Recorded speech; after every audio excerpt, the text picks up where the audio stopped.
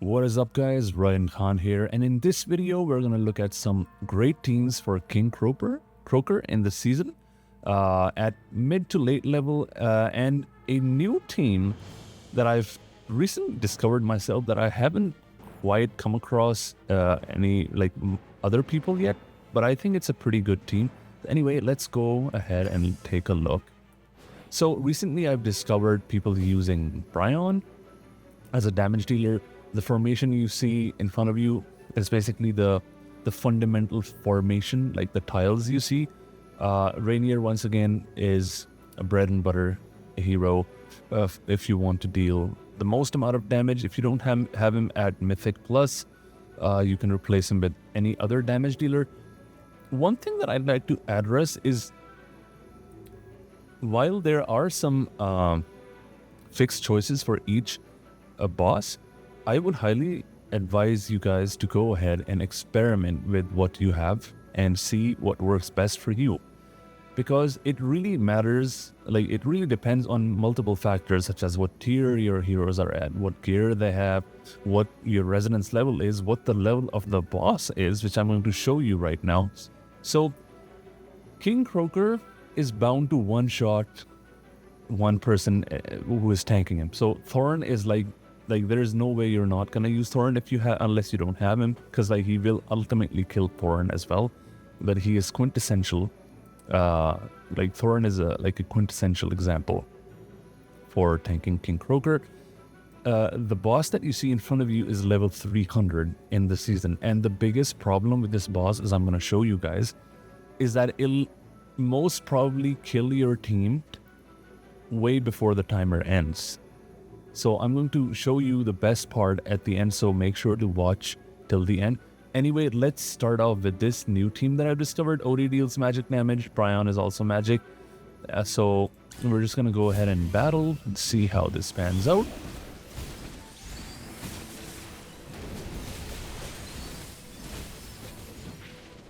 Survival is, I think, the biggest issue versus King Croaker, because he deals massive AoE damage. He doesn't really... there's not a lot of technical stuff. It's very straightforward.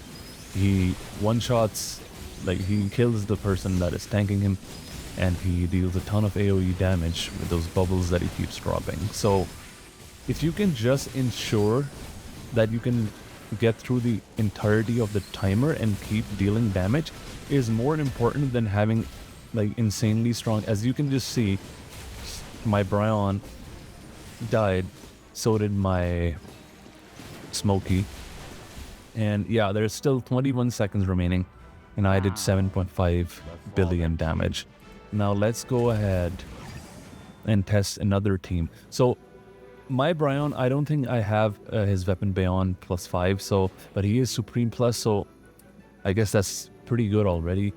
Of course, you can always use Mirrorly. Mirrorly is a tried and tested champion against King Croaker, and she also kind of moves around, so she might be able to dodge the let's go ahead and test the set the resonance.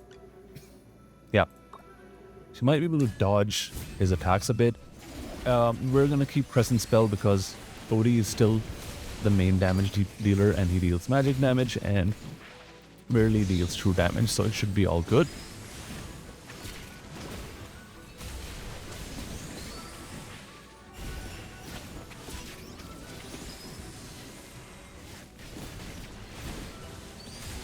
So we have crossed 3 million, 3 billion, 4 billion. We are dealing a ton of damage with Mirrorly. Still have 45 seconds remaining.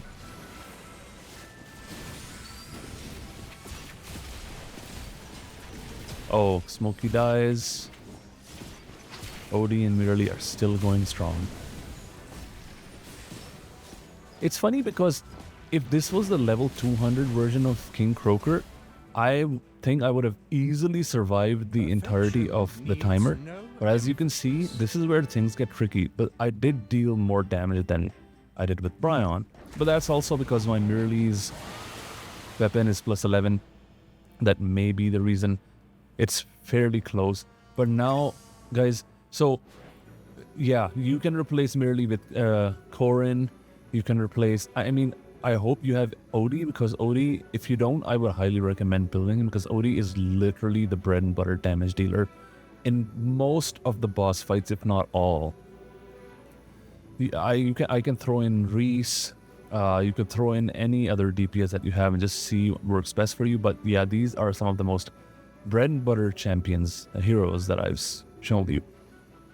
Now for this King Croaker level 300 mid to late game, let me show you the interesting thing that I found. It's not rocket science. It's just something that I thought would work, and it worked really nicely, and that is none other than Coco. Coco works extremely well, particularly because Thorin is bound to die, and when he dies, Coco's shield does work, and we are able to go through the entirety of the timer. Let me show you guys right now. I think it's a no-brainer to have Coco in this situation, because as you can see, my team gets wiped out, and I'm at a pretty high resonance level as well. Like at this point in time, you will be around this resonance level when you get to this elite King Croaker. But of course, it's all about min-maxing. If you can get through the timer all the way to from like maximum time to 0 and not die without Coco, then that would obviously be better, because you want to deal as much damage as possible. If you're dying prematurely, then your survival takes priority, because, well, if you're dead, you're not dealing any damage.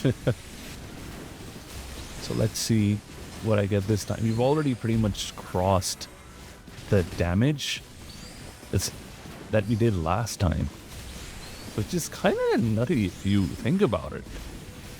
Thorin is dead, but now Coco is doing work. Look at those shields. We've already crossed 9 billion. Still going strong, still going strong. We've crossed 10 billion, and that's a new record. A bit of experience, a bit of luck. And there you have it. That is an excellent team for this kind of scenario. I hope you found this video helpful, and if you did, give it a thumbs up. Consider subscribing. If you guys subscribe, my channel will grow, and it will motivate me to make more great videos for you guys.